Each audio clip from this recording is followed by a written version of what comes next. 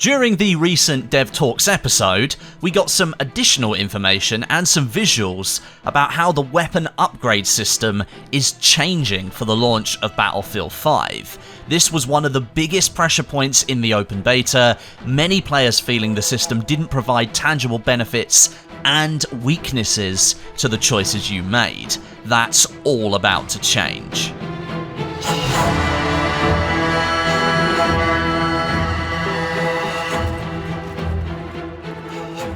This week's Dev Talks episode was extremely information heavy. That's a good thing. We got a lot of new details. I've covered off information about all the gunplay changes and some first looks at new weapons as well in a separate video. If you missed that, there's a link to it down in the description for you. And so in this video, we're going to be focusing on the progression element of Battlefield 5. Things are being updated, and in my opinion, things are being improved.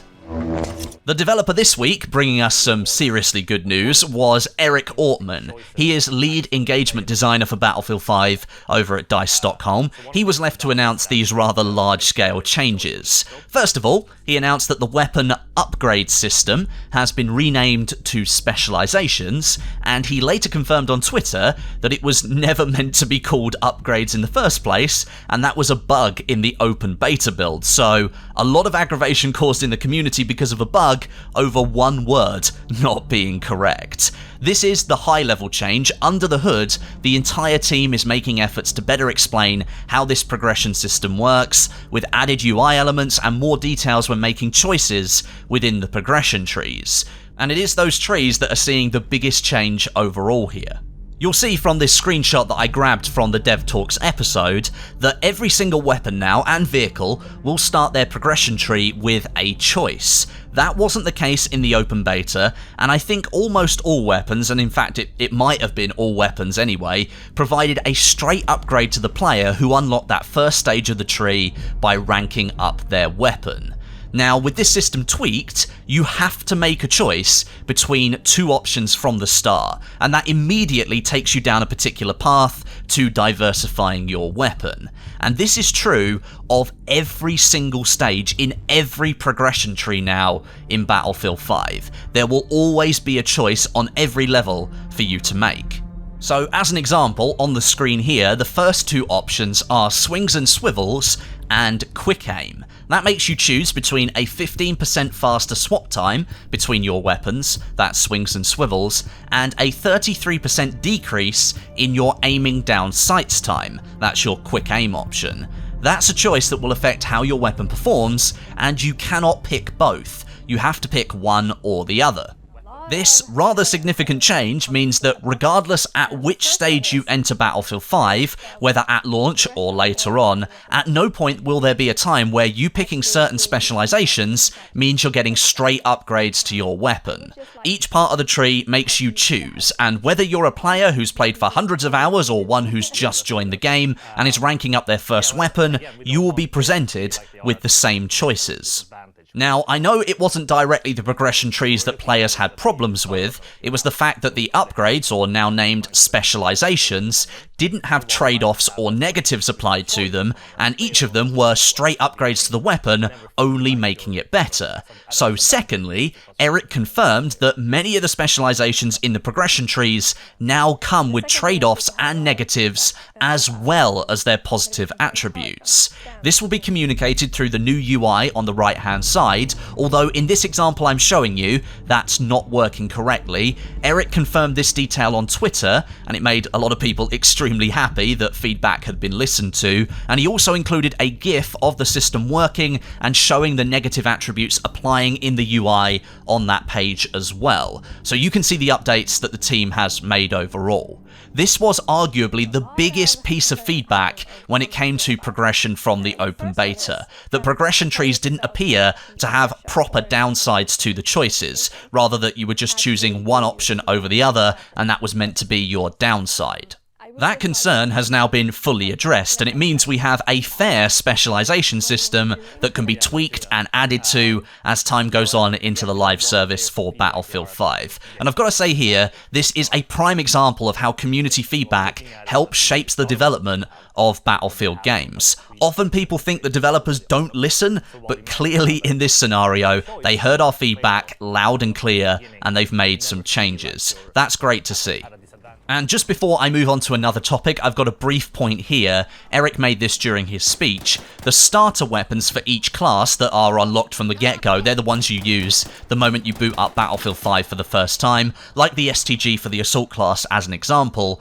Those weapons won't be as malleable and customizable when it comes to the specialization trees, because they're intended to be weapons that new players can just pick up and compete with straight away. They've already got some predefined benefits applied to them in their base statistics, and therefore they won't have the diverse options that other weapons have that you can unlock further down the line. This is pretty standard practice for Battlefield games. If you think back to Battlefield 3, I think the M16 and the AK-74M, those weapons in that game, they were your starter weapons and were intended to be easier to use than other weapons, although I will say that they ended up being probably the most popular weapons in the game, especially the M16 because of its rate of fire and seriously manageable recoil. So I'm hoping that situation doesn't arise in Battlefield 5, but at least you have an explanation as to why perhaps the STG is so good at what it does.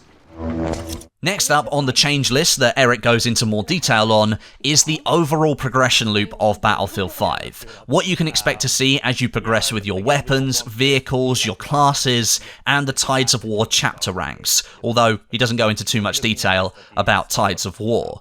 During the open beta, it wasn't particularly clear what you were actually progressing and what rewards came with that. Certain cosmetic items for weapons, they ended up being dropped into the armory via the shipments tab, and you'd have to open them once you'd hit a certain point of the progression path. That was in a totally separate location to where you'd actually apply the cosmetics you just unlocked. That was all housed within the company menu. In general, things were quite confusing. Clearly, there was some of the signposting elements that weren't there in the front-end menu system, or just things weren't working as they were intended to be. Eric ended up showing a completely new screen in the latest Dev Talks video called Player Profile. This includes detailed looks at weapon progression on a weapon-by-weapon basis, your classes, different vehicles, and even showcases awards like dog tags and different medals you've collected, and assignments as well. There's even a stats page included directly in the UI, which is nice to see.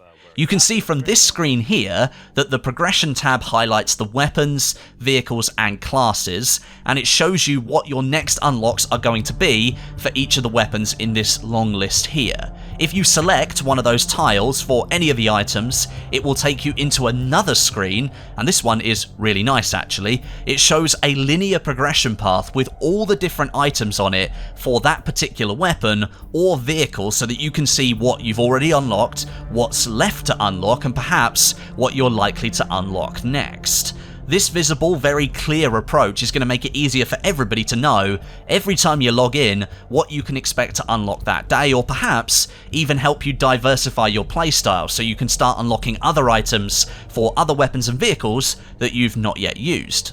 Eric went on to clarify in the video that the gameplay affecting unlocks will appear earlier on in the progression path for weapons and vehicles, so that players can pick and choose different specializations through the trees, and then later on in the progression path you'll start to see more cosmetic items and mastery elements. It's later on in that part of the progression, after you've got used to the weapon and picked your specializations, where it is all about mastery. Different assignments will be unlocked for you to activate, gaining more XP and grind currency, and various high-level cosmetics will be unlocked as well to show off your playtime and dedication to the weapon when you're using it in matches against other players. So you can see here, some of the weapon sets are awarded to you if you complete some assignments. We've got White Tiger, Jaeger, and Desert Rat.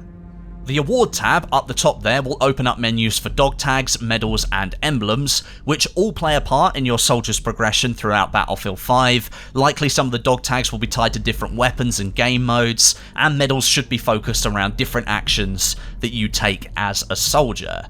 And lastly here, you can see the stats page, which can be sorted into a general overview, or you can dive deeper into weapons, vehicles, classes, and even the Firestorm Battle Royale game mode. At the moment, the Firestorm mode is kind of on a quiet streak, and the team over at Criterion hasn't said a word since the article was dropped around the time of the open beta. Interesting to see, however, the mode is already supported within the stats menu.